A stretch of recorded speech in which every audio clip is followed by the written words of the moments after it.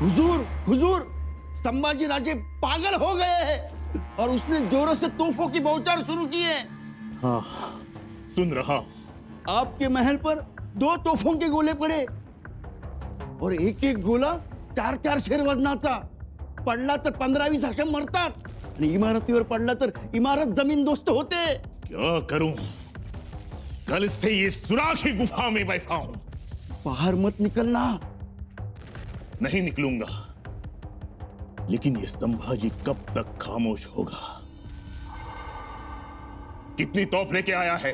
बहुत, और बड़ी बड़ी तोफे हैं. आपली कलाल बांगडी त्यांच्या तोफेसमोर काय पण नाही. क्या करूं? मगर ये संभाजी जंजीरा को नेस्तनाबूद करने पर तुला है। अपने सरदार और सैनिक हो सके उतना रोकने की कोशिश करते हैं, मगर संभाजी बड़ी तादाद में फौज लेकर आया है। हाँ, जानता हूं, वो आने वाला था। उसकी आंखों में जुनून देखा है, उसकी आंखों में बदला लेने का खून सवार है। जी हुजूर, लेकिन आप यहां से बाहर मत निकलना। हाँ। हुजूर हुजूर, सामने वाला बुरुज आधा गिर गया है और 50 लोग मारे गए हुजूर। या अल्लाह, इस काफिर शैतान ने तबाही मचा दी है। ये तोहफे हैं या जलजला, कुछ समझ में नहीं आता। अब कैसे बचाऊं जंजीरा को? या खुदा, अब तुम ही जंजीरा की हिफाजत करो। वाह वाह, क्या बात है। वाह। खुदावंत बादशाह, ये खलीता, खबर अच्छी है। हाँ वजीर आला, खबर अच्छी है। ऐसी अच्छी खबर है कि हमें ऐसा महसूस होता है कि जैसे हमारे दिल में बहुत ज्यादा सुकून है। माशाअल्लाह। इस खलीते से हमें एक गैबी आवाज सुनाई दी कि औरंगजेब, तू हमारे दीन का मुईन है। हमने तुम्हें दक्कन की खिलाफत अदा की। तुम खुश रहो, आबाद रहो। इंशाअल्लाह।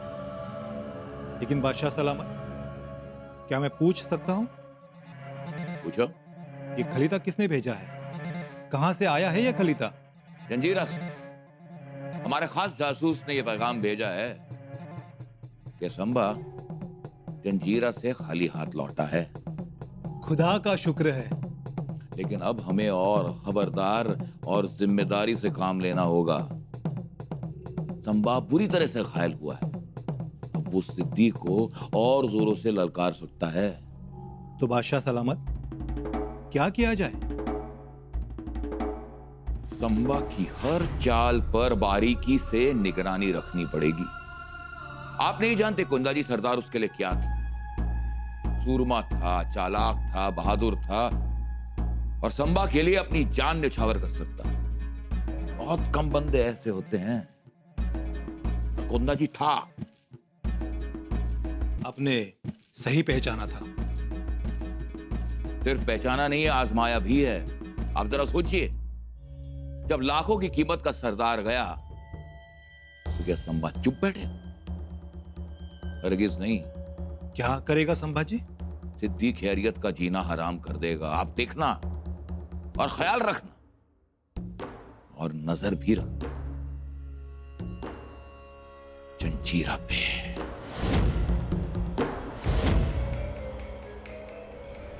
शहनशाह हमें जाना होगा, शंभूराजे का साथ दे। राणा जी, लेकिन शंभूराजे ने जंजीरे पर हमला बोल दिया है। जंजीरा नाशिकस्त है। बहुत ही मुश्किल काम है जंजीरा से टकराव लेना। शहनशाह, कोंडाजी फर्जन जी की जो दुर्गति सिद्धि ने की है, उसके बाद फिर शंभूराजे चुपचाप बैठे रहें, यह तो हो ही नहीं सकता। नामुमकिन है ये। एक तो गहरा समुंदर और फिर नामुमकिन है। कठिन हो सकता है शहनशाह, नामुमकिन नहीं। मतलब शहंशाह एक छोटी सी टिटवी थी। अपने अंडे वो समुंदर के किनारे रखती थी। ज्वार भराया तो अंडे समंदर में चले गए। टिटवी रोने लगी। समंदर ने उसके अंडे देने से इनकार कर दिया।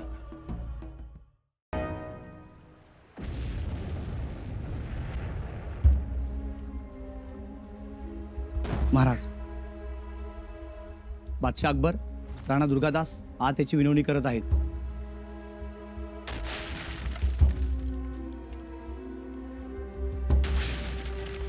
आले, बोलवा.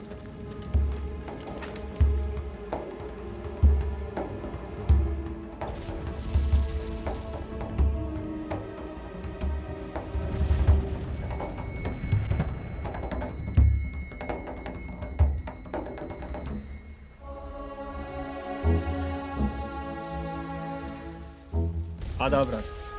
आइए बादशाह अकबर, स्वागत है आपका. राजे, बाहर खड़े हजारों मावड़े और इन गरजदी तोपों ने हमारे स्वागत की सलामी तो दे ही दी. वाह राणा जी. और खास बात, जजीरा दूर से ही हमसे नजरें मिलाकर अपनी मजबूरियों का अफसाना समुंदर की लहरों से बयां कर रहा था. वाह बादशाह अकबर, बहुत खूब. जंजीर मुहिम की जानकारी मिली हमें और हम अपने आप को रोक नहीं पाए. हमें आपका इंतजार था. और दूसरी बात, हम और आप जुदा कहां. शहंशाह का भी यही मानना है. बिल्कुल. हमारे हर बुरे वक्त में आपने हमारा साथ दिया. हमारा पहला फर्ज बनता है कि हम आपके साथ हो जाएं. राजे, अब बस जिम्मेदारी बताना. जी राजा, अब जो जिम्मेदारी देंगे तहे दिल से निभाएंगे. राजे, सच कहें तो आपने बहुत बड़ा काम किया है. आपके इस हौसले पर हम गर्व महसूस करते हैं. समंदर की ऊंची उठती हुई लहरों में समुंदर में जाने वाली नाव घबरा जाती थी. समंदर के तरंगी मिजाज से तो लोग डर जाते थे, लेकिन आपने तो समंदर की छाती पर सेतु बांधने का काम शुरू भी कर दिया. वाह, आपके इस जज्बे को हम प्रणाम करते हैं. राणा जी, जब शत्रु अपनी औकात में ना रहे और खुद को खुदा से बढ़कर मानने लगे तो हथियार उठाना पडता है. तलवार म्यानातून बाहेर काढावीच लागते आणि अशा लोकहितासाठी बाहेर पडलेल्या तलवारीवर साक्षात आई भवानी येऊन बसते. हा इतिहास आहे. या जंजिऱ्याच्या समुद्रात तेच होईल. जोपर्यंत हा निळाशार सागर त्या सिद्धीच्या रक्तानं लालबुंद करत नाही तोपर्यंत आम्ही मागे हटणार नाही. राजा, हम आपके साथ हैं.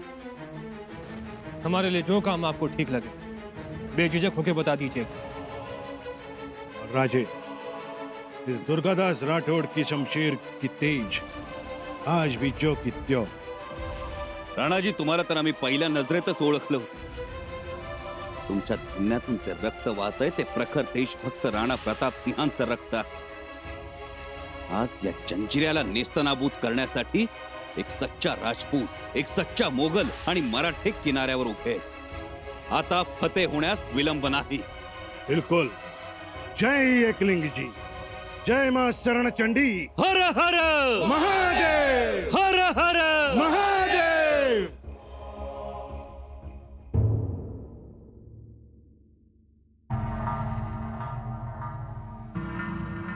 लाहौल विला कुव्वत, लाहौल विला कुव्वत. लानत है शहजादे पर लानत है. जिल्ले सुबहानी, अरे अकबर, क्या करें इस अकबर का. वजीर आला, औलाद किस लिए होती है? औलाद इसलिए होती है कि बुढ़ापे में अपने वालिद को वो चैन और सुकून दे सके. लेकिन नहीं, हमारा शहजादा अकबर जाकर उस काफिर संबा से दोस्ती कर रहा है. हमारे साथ जुड़ने के बजाय वो काफिर संबा के साथ कि अपने वालिद को कैसे शिकस्त दी जाए इसके कसीदे पढ़ रहा है। हद है, हद है। क्या करें, हमारी कुछ समझ में नहीं आ रहा है। वज़ीर आला, बहुत हो गया, अब तो बहुत हो गया, अब सब कुछ बर्दाश्त के बाहर है। शाह सलामत, बात क्या है? अरे अभी अभी जासूसों से यह खबर मिली है कि हमारा फरेबी नाकारा बेटा, हमारा शहजादा, अरे वैसे तो संबा के टुकड़ों पर पलता ही था, पूरी फौज के साथ जाकर पहुंच गया उसके पास, उसकी कदम बोसी करने के लिए। या खुदा। राजे, राजे, आपल्या मावळ्यांनी दर्या मागे रेटला. शाबास. आता निसटलो. हे 4 कासरेच अंतर खोल पाण्याचं होतं. आपल्या मावळ्यांनी शिकस्त केली.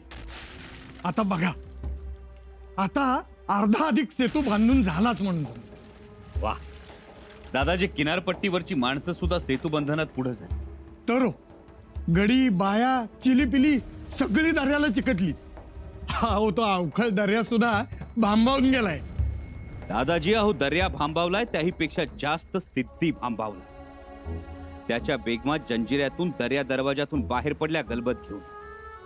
महाराज, मला तर खबर मिळाली, सिद्ध्यानं आपला खजिना बाहेर काढलाय. त्याचं खजिन्याचं गलबत त्यांनी आज समुद्रात सोडलंय. दादाजी, आणखी जोर लावा, आणखी ताकद लावा. कलाल बांगडीच्या बुरुजावर मारा करा, म्हणजे सिद्धीची कलाल बांगडी खामोश होईल. जी महाराज. आता आम्हाला खात्री पटली, हा सेतू पूर्ण होणारच. स्वराज्याचा हेतू तडीस नेणारा सेतू आहे हा. महाराज, हे सगळं आपल्या जिद्दीमुळे घडतंय. या जगा वेगळ्या धाडसाकडे आलम दुनिया चकित होऊन बघत राहील. दादाजी, पुढचे 2-3 दिवस अत्यंत महत्वाचे. लाय पाटलांना शिड्या तयार ठेवायला सांगा आणि त्याचबरोबर मासेमारी करणाऱ्या गलबतांना इशारा द्या. जी महाराज. एकाच वेळी समुद्र पेटवायचा आणि जंजिरा घेरायचा. दादाजी, जो मावळा, जो सरदार यात मोठा पराक्रम गाजवेल त्याला आम्ही आमच्या हातानं अर्धा शेर सोनं देऊ. अर्धा शेर सोनं? राजे 7 पिढ्या बसून खातील की त्यांच्या? दादाजी, आम्ही अर्धा शेर सोनं देणार ही घोषणा करा, कारण जंजिरा जमीन दोस्त होणं ही साधारण गोष्ट नाही. यात ज्याचा ज्याचा सहभाग असेल त्याला त्याला नावाजलं जाईल. महाराज, खरं सांगू, पळताभुई थोडी झाली त्या सिद्ध्याची, आणि आता जंजिऱ्यावरचा मारा सुद्धा थंडावलाय. दादाजी, आता सिद्धीला कोणीही वाचवू शकत नाही, त्याचा पराभव निश्चित आहे. आजपासून 3ऱ्या दिवशी त्या सिद्ध्याचं मुटकुळं आपल्या समोर पडलेलं असेल. हजारो हातांनी समुद्र मागे रेटला. आता जंजिरा स्वराज्यात आलाच म्हणून समजा. दादाजी, ज्या क्षणी जंजिरा स्वराज्यात येईल, ज्या क्षणी जंजिऱ्याच्या बुरुजावर स्वराज्याचा भगवा फडकेल, त्या क्षणी दादाजी देशपांडे आम्ही स्वखुशीनं तुम्हाला अमात्यपद देणार. स्वतः महाडमध्ये येऊन तुम्हाला मानाची वस्त्र देणार. महाराज, आधी त्या सिद्ध्याचं वस्त्र हरण करू द्या, मग मानाच्या वस्त्रांचं बघू. येतो. सरदार गोविंदराव काथे कापसाच्या गठड्या घेऊन पोचतीलच. येतो मी.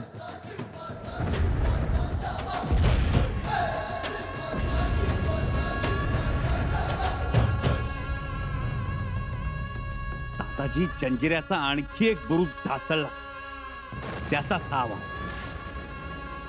चला.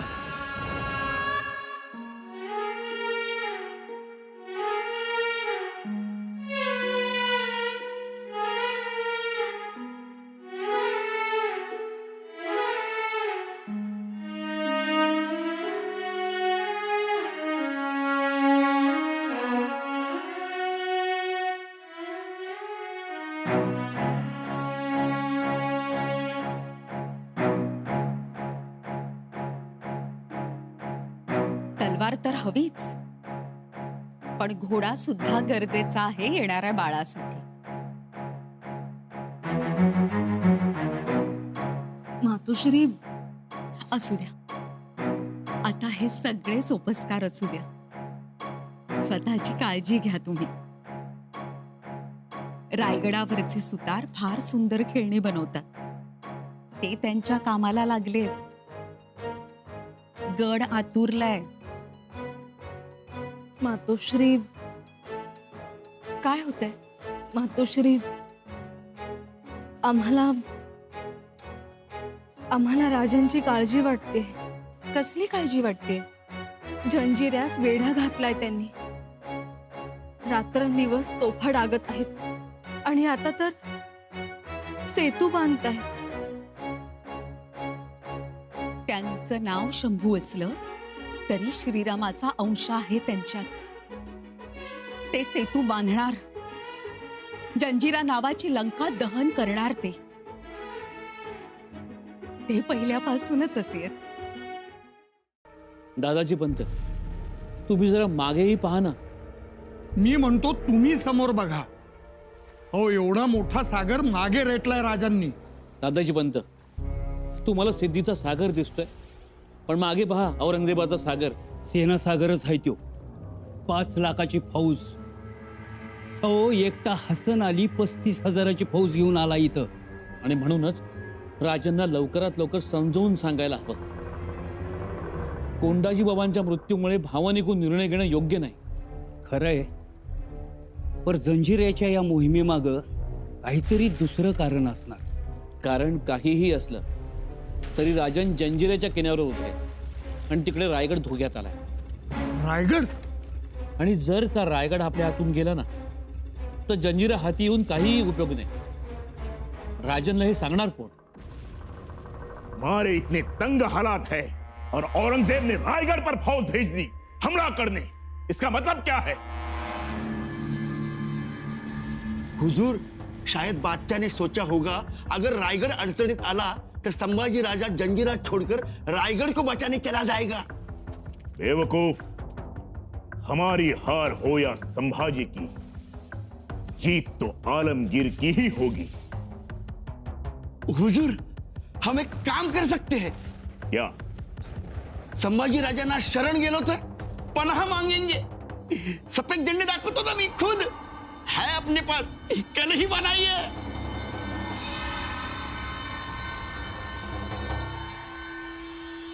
हुजूर, बेअक्ल,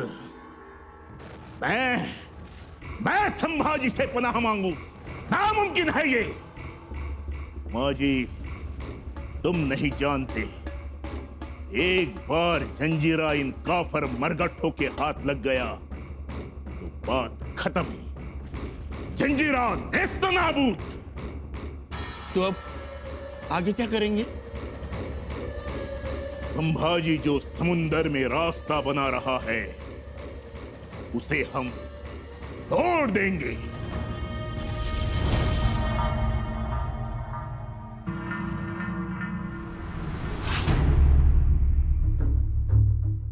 बड़े ताज्जुब की बात कि हसन अली के कारनामों के बारे में जानते हुए भी संभा उसे तवज्जो नहीं दे रहा. आवाम परेशान, इतना सारा नुकसान, पर संभा को कोई परवाह ही नहीं. जी हुजूर आला, इसीलिए तो संभा जंजीरा के किनारे जो का त्यों खड़ा है. इसका मतलब संभा को रायगढ़ की कोई परवाह नहीं. ये बात बिल्कुल सच है. दूसरा सच ये भी हो सकता है कि उसे हमारा खौफ नहीं है. और तीसरा सच ये भी हो सकता है कि हमें गुमराह करने के लिए वो जंजीरा का किनारा नहीं छोड़ रहा. हो सकता है कि उसकी कोई चाल हो.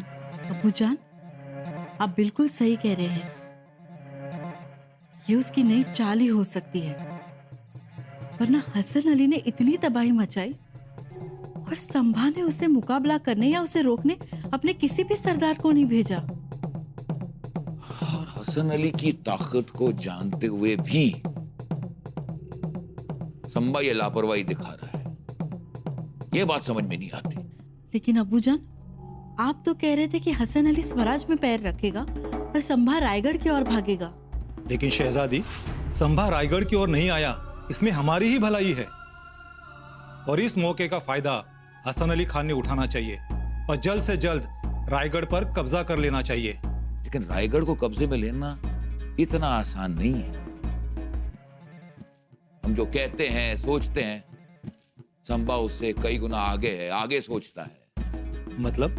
संभा ये समझता और जानता है कि हसन अली के लिए रायगढ़ पर कब्जा करना या काबू पाना बहुत ही मुश्किल है, इसलिए वो जंजीरा से हिला नहीं।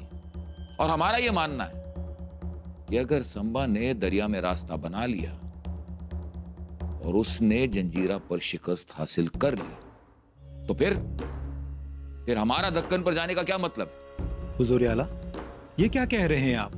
संभाजी जंजीरा पर काबू पाकर समुद्र में एक नए स्वराज की बुनियाद रखने जा रहा है। समुद्र में रास्ता बनाना लोगों को लगता है ये पागलपन है, ये पागलपन नहीं है। ये सिद्धि अंग्रेज और फिरंगियों के लिए एक बहुत बड़ा सबक है।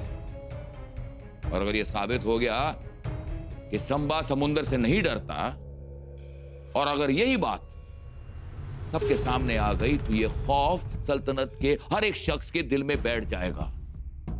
इसकी वजह से हर एक का वजूद मानो खत्म हो जाएगा। या खुदा, अब्बूजान, अब क्या करें?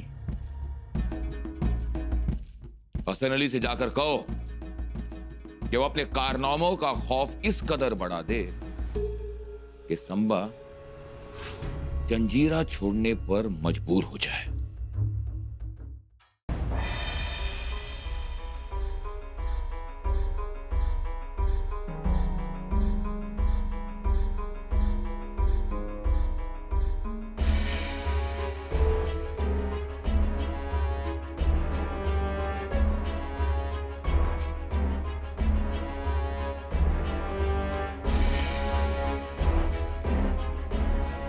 महाराज, अत्याचाराचा कहर झालाय नुसता हप्सानात.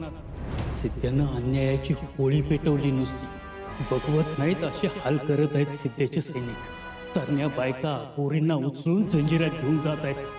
बारक्या बारक्या पोरांना कच्ची करून खोजे बनवत आहेत. आणि जे विरोध करतात त्यांना त्यांच्याच घरात पुढे मेढ्याला बांधून आगी लावायला लागल्यात.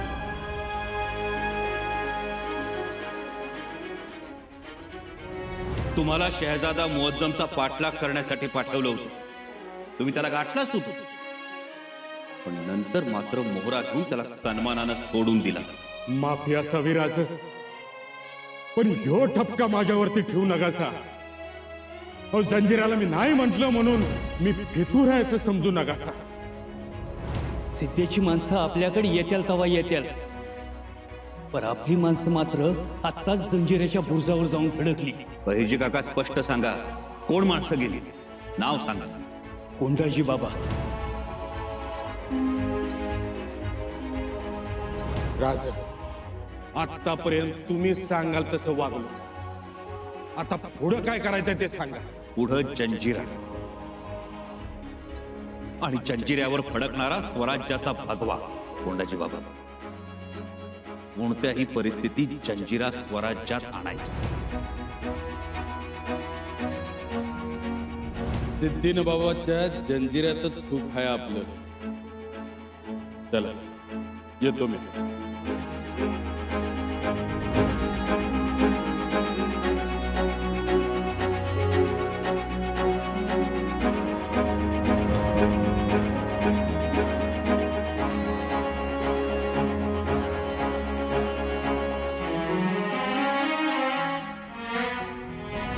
आता जंजिरा आम्ही घेणार. जंजिरा घेऊन कोंडाजी बाबांचं अपूर्ण राहिलेलं काम आम्ही पूर्ण करणार. हवं तर ही आमची प्रतिज्ञा समजा, भीष्म प्रतिज्ञा. जर वानर सेना सागरात सेतू बांधू शकते तर आपले मावळे का बांधू शकणार नाही? सेतू बांधायचा. हसन अलीच्या फौजेनं पेन घेतलंय आणि एकूणच खबरांवरून असं वाटतंय की तो स्वराज्याच्या दिशेने मुसंडी मारणार. आणखी काही माहिती? तुम्ही इथं जंजिऱ्यात अडकला हे बघून रायगडावरती हल्ला करणार तो.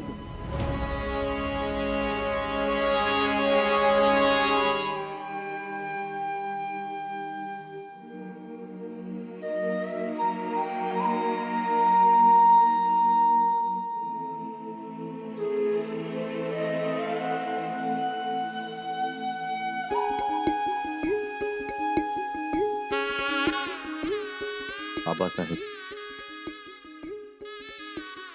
जंजिऱ्याचा हातातोंडाशी आलेला घास बाजूला करून आम्हाला माघारी यावं लागलं. अजूनही आमच्या मनात उमेद आहे. आपले मावळे लढतील, सागरात सेतू बांधून जंजिरा स्वराज्यात आणतील. खर तर तुमचं अपूर्ण राहिलेलं स्वप्न आमच्याच हातून पूर्ण झालं असतं, पण स्वराज्य हितासाठी आम्हाला माघारी परतावं लागलं आबासाहेब.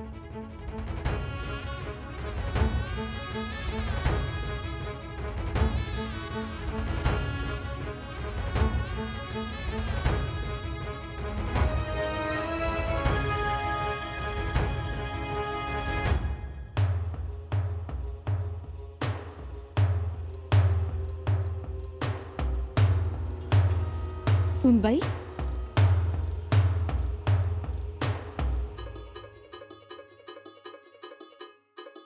राहू द्या हे सोपस्कार. काय झालं? अहो राजे थांबतील, वाट पाहतील आमची. राजे दालनात गेलेही.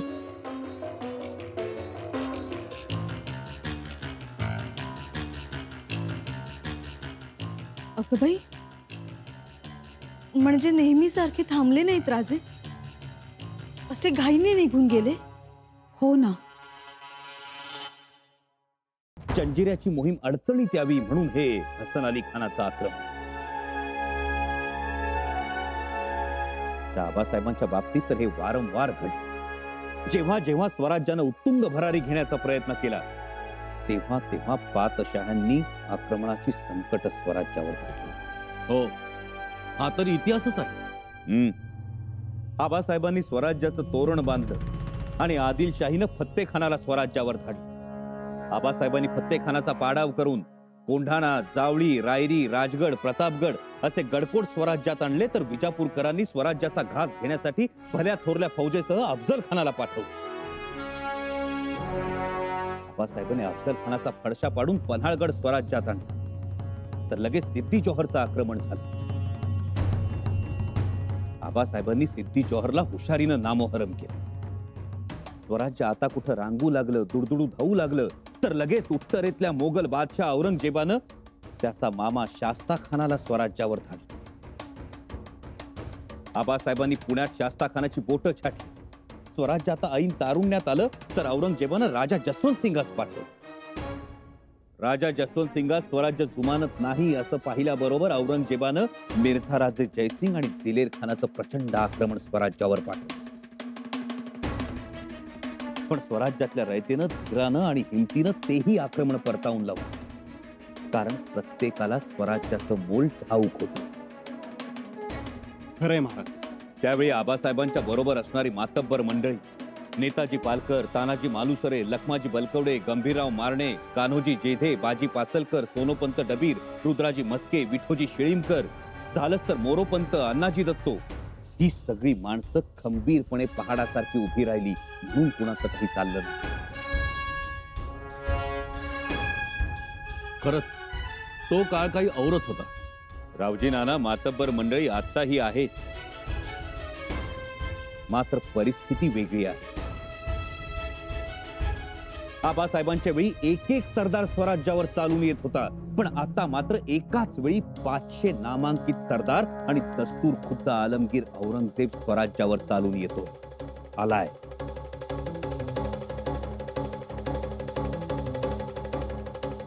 राजन? होय कविराज. हा हसन अली खान, त्याच्या बरोबर असलेला फत्तेजंग खान, अनिरुद्ध हाडा, या सगळ्या नख्या आहेत, नख्या. या नख्यांमागचा मूळ पंजा आहे तो औरंगजेबाचा.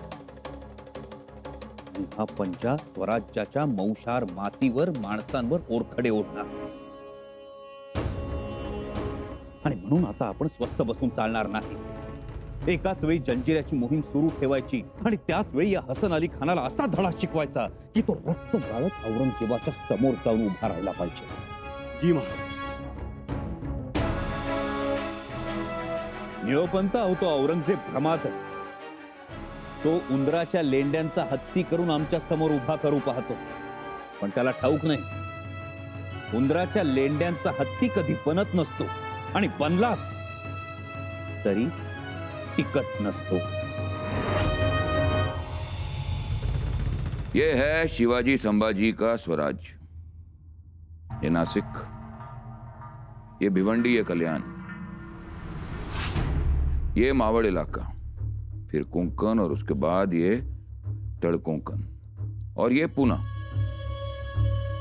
ये सातारा, मड़वली, रहमतपुर, पंढरपुर, ये जत से जिंजी तक, ये सब मराठों का स्वराज्य। यूं देखे तो बहुत बड़ा नहीं है, इतना छोटा भी नहीं है।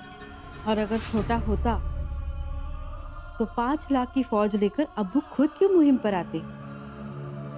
आपने सही फरमाया शहजादी, याद रहे स्वराज में 300 से ज्यादा किले हैं, 400 भी हो सकते हैं।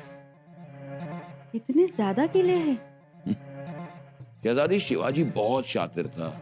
वो ये अच्छी तरह से जानता था कि किलों की मजबूती स्वराज की जान है और ये किले शिवाजी की रूह। यही सोच इस संभाजी की भी है। तो अब्बूजान, हमें ये सारे किले हासिल करने के लिए और कितना वक्त लगेगा? ज्यादा से ज्यादा 1 साल। वज़ीर आला, अगर सिर्फ जंग के जरिए हम किले हासिल करने जाएंगे तो सालों साल लग सकते हैं। और आप ये मत भूलिए कि ये मराठा छापेमारी में माहिर हैं। और फर्ज करो कि हमने इन किलों पर कब्जा कर लिया, लेकिन हमारी जरा सी भी लापरवाही, हम ये किले फिर से गवा देंगे इन मराठों के हाथ।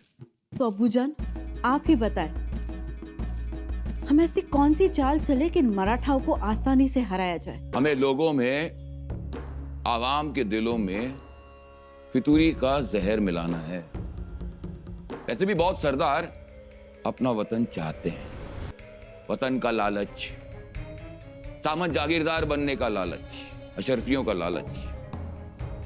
अगर हम ये लालच का बीज बोने में कामयाब रहे तो फितूरी को बरगद का पेड़ बनने में ज्यादा वक्त नहीं लगेगा।